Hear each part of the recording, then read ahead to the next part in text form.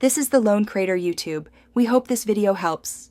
In this video, I will explain how to make shrimp stock. This simple process transforms discarded shrimp shells into a rich, flavorful base for many dishes. You'll need shells and heads from approximately 1 pound of shrimp, plus some basic vegetables. Sautéing these ingredients first really deepens the flavor profile. It's an easy way to elevate your cooking and reduce food waste. First, heat about 1 tablespoon of olive oil in a large pot or Dutch oven over medium heat. Add your chopped aromatics, 1 onion, 1 carrot, and 1 celery stalk.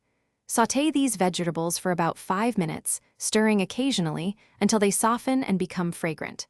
This step builds a foundational layer of flavor for your stock. Don't rush it. Good things take time.